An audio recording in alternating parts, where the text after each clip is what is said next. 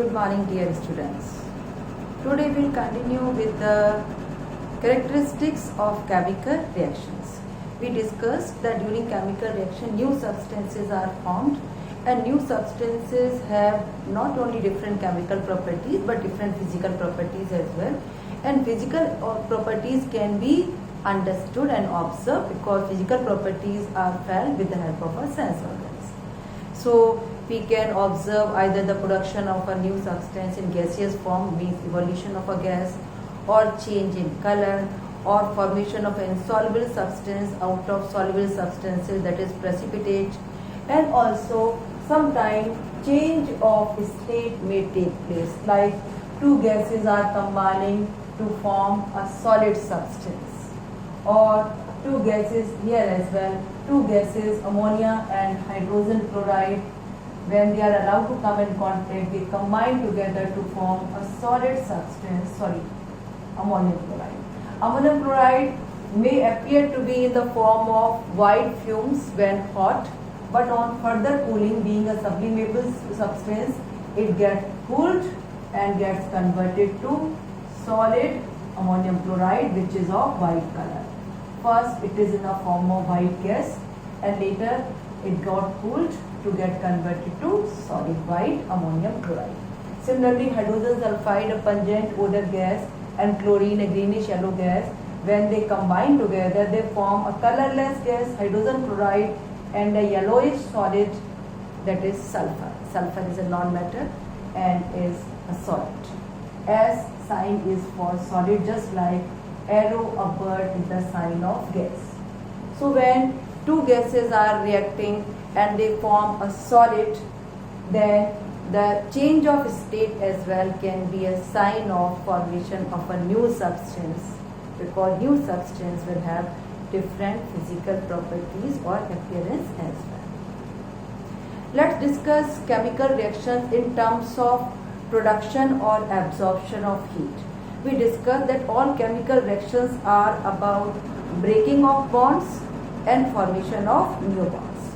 So when breaking of bond takes place in the reactant side, then energy is absorbed, and then formation of new bond takes place for formation of new product, then energy is released. But amount of energy absorbed this side is not same as amount of energy released. So when we do sum total of both the energy absorbed and released, actually the sum total results in the formation of heat or energy, then the reaction is said to be exothermic reaction. Take example of burning of carbon or coal only. When carbon burns in the starting, we have to heat it up. It means little energy is to be provided so that the previous bond, that is carbon molecule into carbon atoms and oxygen molecule into oxygen atom, is formed. And once the reaction starts, then so much of the heat energy is produced that we need not to continue heating.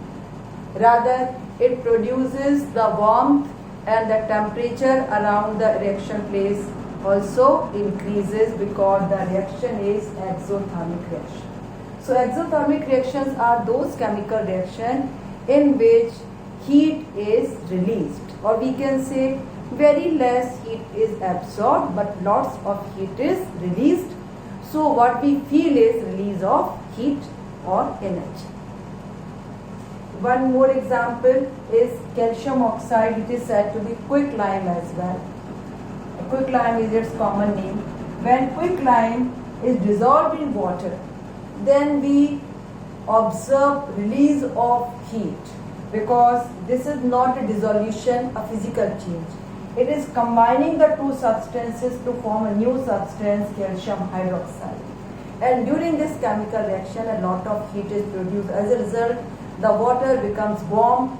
If water in which lime is dissolved is not a small amount, is not in too much amount, then we can observe in water starts boiling when we add a lot of lime into it. Otherwise too, the whole apparatus, the appliance in which the mixing is done, also becomes very warm because heat energy is released. So burning of anything, not coal alone, whether it is CNG or LPG or petrol or diesel or cloth or paper. Burning means oxidation. All the oxidation reactions are involved with release of heat energy.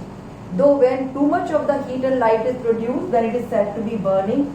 Otherwise, if less heat is produced, like respiration is also oxidation reaction in which heat is released. Rusting is also oxidation reaction. Iron combined with oxygen to form ferric oxide, in which also heat is released, but amount of heat released is not too much, and it does not produce light but only heat. That's also not in very large amount. So we might not be noticing, but otherwise the respiration produces heat. That's why in winter you eat more, because you want more heat to be produced by burning of food, means respiration taking place in your cells.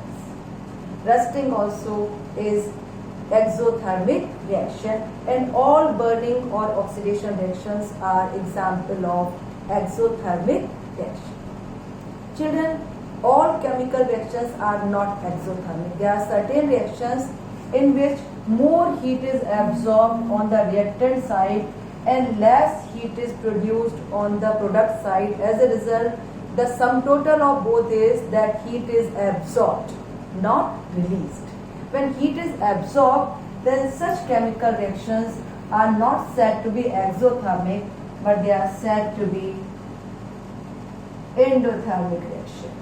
In endothermic reaction, heat is absorbed, and therefore for such reactions to carry on, we have to continue heating and maintaining a particular temperature on which reaction takes place, because if the temperature goes down, then reaction will also stop.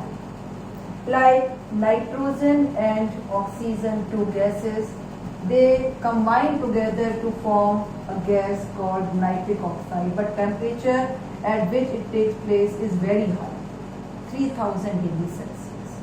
We can write here plus heat as well, then it means heat is being absorbed, endothermic, or we write a particular temperature on the arrow, then also we understand that that temperature is to be maintained, a very high temperature for carrying on the reaction, and such reactions are said to be endothermic reactions.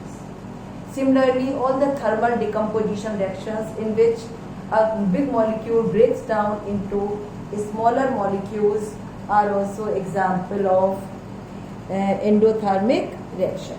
For example, take example of heating of calcium carbonate. Calcium carbonate, also called as limestone. When we heat it to a very high temperature, that is of 1000 degrees Celsius, then it breaks down into a smaller molecule, that is calcium oxide and carbon dioxide. So heating of calcium carbonate or reaction of nitrogen and oxygen to form nitric oxide gas are examples of endothermic reaction. Chemical reactions are always either exothermic or endothermic. This is another thing, that they can be more exothermic or less exothermic. Okay.